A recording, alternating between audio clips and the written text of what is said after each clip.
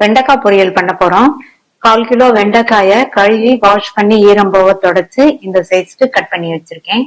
இந்த பேன்ல 1 table spoon எண்ணெய் சூடானதும் 1 டீஸ்பூன் கடலைப்பருப்பு, 1 டீஸ்பூன் உளுந்து, 1 டீஸ்பூன் கடுகு பொரிஞ்சிருச்சு. சேத்து பருப்பெல்லாம் செவந்ததும் 2 டேபிள் ஸ்பூன் பொடியா கட் பண்ண வெங்காயம், 2 கட் பண்ண காஞ்ச மிளகாய், இது கூட கொஞ்சமா கருவேப்பிலைகள் சேர்த்து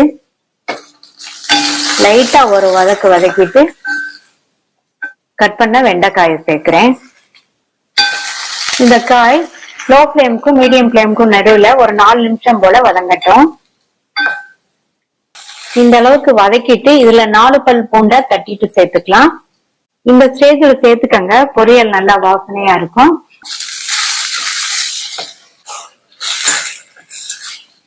அடுத்து இதுல 1/4 டீஸ்பூன் மஞ்சள் தூள், 1/2 டீஸ்பூன் தனி மிளகாத்தூள் உங்களுடைய காரத்துக்கு தகுந்தபடி நீங்க சேர்த்துக்கங்க.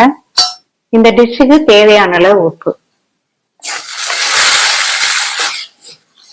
நல்லா மிக்ஸ் பண்ணி விட்டுட்டு இதுல 2 டீஸ்பூன் போல தயிர் சேர்த்துக்கலாம். தயிர் சேர்த்தோம்னா வெண்டைக்காய் உள்ள விழுவிழுப்பு தன்மை ஓரளவு நல்லாவே குறைஞ்சு வந்துடும். ஸ்டவ் லோ ஃபிளேமுக்கும் மீடியம் ஃபிளேமுக்கும் நடுவுல தான் இருக்கு. அப்பப்போ மட்டும் வதக்கி கொடுங்க. இப்ப அதுக்கப்புறமா நான் 3 நிமிஷம் வதக்கி இருக்கேன். வெண்டைக்காய்ல விழுவிழுப்பு தன்மையெல்லாம் ஓரளவு நல்லாவே குறைஞ்சிருச்சு. இதுல பொடியா கட் பண்ண கொத்தமல்லி இலைகள் கொஞ்சமும் தேங்காய் துருவலும் சேர்த்துக்கலாம். தேங்காய் துருவல் சேர்த்து ஒரே 1 நிமிஷம் மட்டும் கலந்து விட்டாச்சு. அருமையான சுவையில வெண்டைக்காய் பொரியல் ரெடி ஆயிடுச்சு.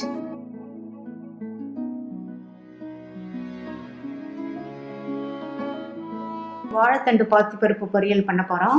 1/2 அடி நீளமுள்ள வாழைத்தண்டை இந்த மாதிரி சின்ன சின்ன துண்டுகளா கட் பண்ணி மோர் கலந்த தண்ணியில போட்டு வச்சிருக்கேன். 2 டேபிள் ஸ்பூன் பாசிப்பருப்பை வாஷ் பண்ணிட்டு 1/2 மணி நேரமா ஊற வச்சிருக்கேன். ஊற வச்ச பாசிப்பருப்பை இந்த பேன்ல சேர்த்துட்டு இது கூட 1/2 கப் அளவுக்கு தண்ணி சேர்க்கிறேன். 2 பிஞ்ச் மஞ்சள் தூள் சேர்த்து நல்லா கலந்து விட்டுருங்க. இந்த பருப்பு குழையாம கரெக்டா வெந்து வரணும். இப்ப தண்ணி நல்லா கொதிக்குது. ஸ்டவ் லோ ஃபிளேமுக்கும் மீடியம் ஃபிளேமுக்கும் நடுவுல வச்சு வேக விடுங்க. அப்பதான் தண்ணி வத்தாம பருப்பு நமக்கு கரெக்டா வெந்து வரும். இப்ப பாத்தீங்கன்னா பருப்பு நல்லா கரெக்டா வெந்திருக்கு. இதை வடிகட்டிட்டு பருப்பை மட்டும் தனியா எடுத்து வச்சுக்கலாம். அடுத்து இந்த பேன்ல 1/2 டேபிள் ஸ்பூன் எண்ணெய் சூடானதும் அதுல 1/2 டீஸ்பூன் கடுகு கூடவே 1 டீஸ்பூன் உளுந்தும் சேர்த்துட்டு உளுந்து பொன்னிறமா வந்ததும் இதுல 3 டேபிள் ஸ்பூன் பொடியா கட் பண்ண வெங்காயம், அடுத்து இது கூட கருவேப்பிலை, வெங்காயம் லைட்டா வதங்கிட்டு மோரை கீழே ஊற்றிட்டு மறுபடியும் ஒரு தடவை நல்ல தண்ணியில வாஷ் பண்ணி வாழைத்தண்டை சேர்க்கிறேன். இந்த தண்டு 1ல இருந்து 2 நிமிஷம் எண்ணெயிலேயே வதங்கட்டும். இந்த மாதிரி வதக்கிட்டு நம்ம பருப்பு வடிச்சோம் இல்லையா, அந்த மீதி தண்ணியை இதுல சேர்க்கிறேன். இதுக்கு தேவையான அளவு உப்பையும் சேர்த்துட்டு நல்லா மிக்ஸ் பண்ணி விட்டுட்டு மூடி வச்சிருங்க. மீடியம் ஃப்ளேம்ல இந்த வாழைத்தண்டு நல்லா சாஃப்டா வெந்து வரட்டும். இடையில ஓபன் பண்ணி பார்த்து தண்ணி பத்தலைனா மட்டும் கொஞ்சமா தண்ணி சேர்த்துக்கங்க. இந்த மிக்ஸி ஜார்ல 3 டேபிள் ஸ்பூன் தேங்காய் துண்டுகள், கட் பண்ண 2 பச்சை மிளகாய், 1/2 டீஸ்பூன் சீரகம், 2 சின்ன பல் பூண்டை தோலோடையே சேர்க்கிறேன். தண்ணி சேர்க்காம கோர்ஸா இருக்கிற மாதிரி அரைச்சிக்கலாம். அதாவது துருவுன மாதிரி அரைச்சிட்டு வந்துருங்க. நம்ம சேர்த்து தண்ணி எல்லாம் வற்றி வாழைத்தண்டும் கரெக்டா வந்துருச்சு. நான் தண்ணி வேற எக்ஸ்ட்ரா எதுவும் சேர்க்கல. அடுத்து இதுல வடிகட்டின பாசிப்பருப்பு, அரைச்ச தேங்காய் கலவையை சேர்க்கிறேன். ரெட்டையும் சேர்த்துட்டு நல்லா மிக்ஸ் பண்ணி விட்டுருங்க. சிம்லையே நம்ம சேர்த்த தேங்காய் கலவையோட பச்சை வாசனை போக 2 நிமிஷத்துக்கு மட்டும் இருக்கட்டும். 2 நிமிஷத்துக்கு அப்புறமா இதுல பொடியா கட் பண்ண கொத்தமல்லி இலைகள் கொஞ்சம் சேர்த்துட்டு நல்லா மிக்ஸ் பண்ணி விட்டுட்டு ஸ்டவ் ஆஃப் பண்ணிடலாம். சூப்பரான டேஸ்ட்ல வாழைத்தண்டு பாசிப்பருப்பு பொரியல் ரெடி ஆயிடுச்சு.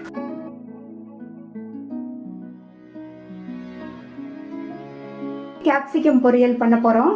ஸ்டவ்ல ஒரு கடாய் போட்டிருக்கேன். அதுல 1/2 டீஸ்பூன் மட்டும் எண்ணெய் சேர்த்துக்கங்க.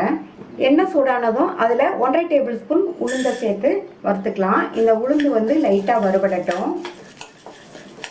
உளுந்தோட கலர் லைட்டா சேஞ்ச் ஆயிருக்கு. இதுல 1/2 டீஸ்பூன் சோம்பு, 1/4 டீஸ்பூன் சீரகம், இது ரெண்டையும் சேர்த்து வறுத்துக்கலாம். சோம்பு சீரகமும் வறுபட்டு உளுந்தும் நல்லா பொன்னிறமா வறுபட்டுருச்சு. இது கூட 4 ஸ்லைஸ் பண்ண பூண்டை சேர்த்துக்கலாம். அடுத்து கொஞ்சமா கறிவேப்பிலை, 2 டேபிள் ஸ்பூன் தேங்காய் துருவல். எல்லாமே நல்லா வறுபட்டுருச்சு. தேங்காய் துருவலில் உள்ள ஈரப்பதம் போயிடுச்சு. கலரும் லைட்டாக மாறிடுச்சு. இப்போ ஸ்டவ் ஆஃப் பண்ணிவிட்டு இதை ஆற விட்டுறலாம். இப்போ ஆறிடுச்சு. இதை மிக்ஸி ஜாரில் சேர்த்துட்டு தண்ணி எதுவும் சேர்க்காம கோர்ஸான பவுடராக அரைச்சிக்கலாம். இந்த பேனில் 3 டீஸ்பூன் எண்ணெய் சூடானதும் அதில் அரை டீஸ்பூன் கடுகு பொரிஞ்சதும் 1/4 டீஸ்பூன் சீரகம், அடுத்து கட் பண்ண ஒரு மீடியம் சைஸ் பெரிய வெங்காயம், கூடவே கொஞ்சம் கருவேப்பிலை சேர்த்துக்கோங்க. இந்த வெங்காயத்தை லைட்டாக வதக்கி விட்டால் போதும். அடுத்து குடமிளகாவோடு சேர்த்து வதங்கும். அடுத்து இது கூட 1/4 கிலோ குடமிளகாவை வாஷ் பண்ணிவிட்டு கட் பண்ணி வச்சுருக்கேன். இதை சேர்த்துட்டு எண்ணெயிலே நல்லா 1 நிமிஷத்துக்கு வதக்கி விட்டுக்கலாம். அடுத்து இது கூட 1/4 டீஸ்பூன் மஞ்சள் தூள், 3/4 டீஸ்பூன் தனி மிளகாத்தூள், அரை டீஸ்பூன் கொத்தமல்லி தூள். அடுத்து இதுக்கு தேவையான அளவு உப்பு சேர்த்துட்டு நல்லா ஒன்றா மிக்ஸ் ஆகிற மாதிரி இந்த மாதிரி வதக்கி விட்டுக்கோங்க. மூடி வச்சிடலாம். இதுக்கு வந்து தண்ணி எதுவும் சேர்க்க வேண்டியதில்லை. குடமிளகால இருந்தும் தண்ணி வெளியில் வரும். இது வந்து ஒரு 2 நிமிஷத்துக்கு சிம்லேயே வதங்கிட்டு இருக்கட்டும். குடமிளகா பாதி அளவுக்கு வெந்திருக்கு. இனிமே மூடி போட வேண்டாம், ஓப்பன்லேயே இருக்கட்டும். குடமிளகா வந்து கரெக்டாக வெந்துடும். இன்னொன்று, குடமிளகா வந்து உங்களுக்கு ரொம்ப சாஃப்டாக வேகக்கூடாது. வெந்ததுன்னா டேஸ்ட் வந்து நல்லா இருக்காது. ஓரளவு க்ரன்ச்சியாக இருந்தால் தான் நல்லாயிருக்கும். ஓப்பன்லேயே வச்சு சிம்லேயே 2 நிமிஷம் வந்து குடமிளகா வெந்திருக்கு. குடமிளகாவோட கலரும் மாறலை, கரெக்டாக வெந்திருக்கு. இதில் நம்ம கோர்ஸாக அரைச்ச அந்த பொடியை சேர்த்துக்கலாம். பொடியை சேர்த்து நல்லா கிளறி கொடுத்துடணும். பொரியல் நல்லா வாசனையாக இருக்குது. நம்மளுடைய டேஸ்டான குடமிளகாய் பொரியல் ரெடி ஆயிடுச்சு.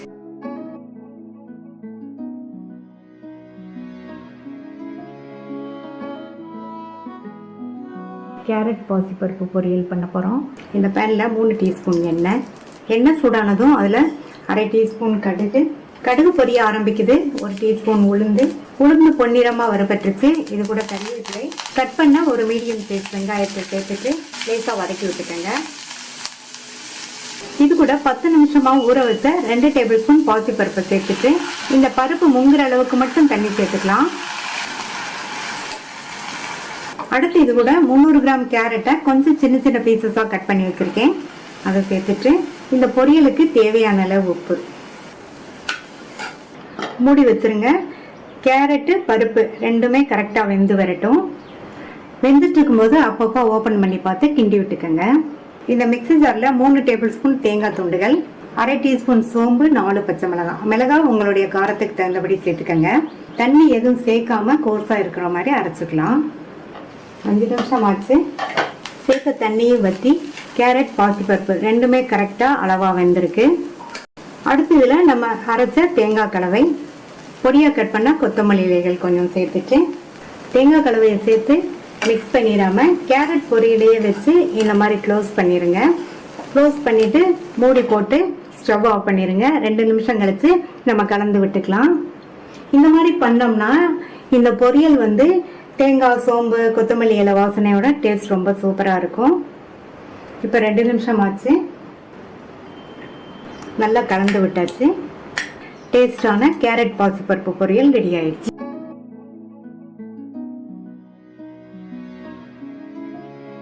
கத்திரிக்காய் பொரியல் பண்ண போறோம். 1/4 கிலோ கத்திரிக்காய் எடுத்து வச்சிருக்கேன். காம்பை நீக்கிட்டு நீல வாக்குல 4ஆ கட் பண்ணி தண்ணியில சேர்த்துக்கலாம். இந்த பேன்ல 2 டீஸ்பூன் எண்ணெய் சேர்த்து சூடானதுக்கு அப்புறமா இது கூட 2 டேபிள் ஸ்பூன் கடலைப்பருப்பு, 1/4 கப் வேர்க்கடலை, வறுத்த வேர்க்கடலையா சேர்த்துக்கங்க. அப்பதான் நல்லா கரெக்டா வறுபடும். இது ரெண்டையும் 1 நிமிஷம் போல வறுத்துட்டு அடுத்து இது கூட 2 டீஸ்பூன் கொத்தமல்லி விதை, 1 டீஸ்பூன் சீரகம், அரை டீஸ்பூன் மிளகு, 6-7 பல் பூண்டு, இது கூட காரத்துக்கு தகுந்தபடி 4 இருந்து 5 காஞ்ச மிளகாய் சேர்த்துட்டு எல்லாத்தையும் ஒரு 2 நிமிஷத்துக்கு வறுத்துக்கலாம். எல்லாமே நல்லா வறுபட்டுருச்சு. இதுல ஒரு சின்ன கோழிக்குண்டு சைஸ் அளவு புளியை சேர்த்துக்கலாம். அடுத்து ஒரு மீடியம் சைஸ் கட் பண்ண வெங்காயம், 1/4 கப் தேங்காய் துருவலையும் சேர்த்து நல்லா ஒரு வதக்கி விட்டுறலாம். ஒரு வதக்கிட்டு ஒரு பிளேட்டுக்கு மாத்திட்டு ஆறுனதுக்கு அப்புறமா மிக்ஸி ஜார்ல சேர்த்துடலாம். மிக்ஸி ஜார்ல சேர்த்துட்டு இது கூட 1/4 டீஸ்பூன் மஞ்சள் தூள், இந்த பொடிக்கு தேவையான அளவு உப்பு. இதுல கொஞ்சம் கூட தண்ணி சேர்க்காம கொரகொரப்பா இருக்கிற மாதிரி அரைச்சிட்டு வந்துடலாம். இந்த பேன்ல 2 டேபிள் ஸ்பூன் எண்ணெய் சேர்த்து சூடானதுக்கு அப்புறமா தண்ணியில கட் பண்ணி போட்ட கத்திரிக்காயை தண்ணியில இருந்து எடுத்து எண்ணெயில சேர்த்துடலாம். எண்ணெயிலேயே 2 நிமிஷத்துக்கு இந்த காய் வதங்கட்டும். 2 நிமிஷம் ஆச்சு. இப்போ இதுக்கு இந்த காய்க்கு தேவையான அளவு உப்பு சேர்த்துக்கலாம். அப்போ பொடிக்கு உப்பு சேர்த்தோம், இப்போ இந்த காய்க்கு சேர்த்துருக்கோம். நல்லா ஒரு தடவை உப்பு சேர்த்து கலந்து விட்டுட்டு மூடி வச்சிடலாம். நம்ம சேர்த்துருக்க இந்த கத்திரிக்காய் எண்ணெயிலேயே வதங்கி 3/4 பங்கு அளவுக்கு வெந்து வரணும். இடையில அப்பப்போ ஓப்பன் பண்ணி பார்த்து வதக்கி விட்டுக்கணும். 7-8 நிமிஷமா எண்ணெயிலேயே வதங்கி கத்திரிக்காய் பார்த்தீங்கன்னா 3/4 பங்கு அளவுக்கு நல்லா வெந்திருக்கு. இந்த அளவுக்கு வெந்ததுக்கு அப்புறமா தான் நம்ம அரைச்ச பொடியை சேர்க்கணும். இது கூட கொஞ்சமா கறிவேப்பிலை இலைகள் சேர்த்துட்டு இந்த நம்ம அரைச்சிருக்க அந்த பொடியோட கத்திரிக்காய் நல்லா கோட்டாகிற மாதிரி கலந்து விட்டுருங்க. நல்லா கலந்து விட்டாச்சு. நம்ம சேர்த்த இந்த பொடி எல்லா கத்திரிக்காய் பீசஸ்லையும் நல்லா கோட்டாயிருக்கு பாருங்க. மறுபடியும் மூடி போட்டு மூடி வச்சிருங்க. நம்ம சேர்த்து அந்த பொடியோடு சேர்த்து கத்திரிக்காய் இன்னும் 4-5 நிமிஷத்துக்கு வெந்துட்டு இருக்கட்டும். இடையில ஓப்பன் பண்ணி பார்த்து கிண்டி விட்டுக்கோங்க. இப்போ 4 நிமிஷம் போல் ஆயிடுச்சு. நம்ம சேர்த்த பொடியோடு சேர்ந்து கத்திரிக்காய் நல்லா ஃபுல்லாகவே வெந்துருச்சு. நம்ம எண்ணெயில் வதக்கும் போது 3/4 பங்கு அளவுக்கு வெந்துருச்சு. இப்போ ஃபுல்லாகவே வெந்துருச்சு. நல்லா சாஃப்டாக இருக்குது. அவ்வளோதான், ஸ்டவ் ஆஃப் பண்ணிடலாம். அருமையான சுவையில் பொடி போட்ட கத்திரிக்காய் பொரியல் ரெடி ஆயிடுச்சு. ட்ரை பண்ணி பார்த்துட்டு உங்கள் கமெண்ட்ஸை சொல்லுங்கள். தேங்க்யூ.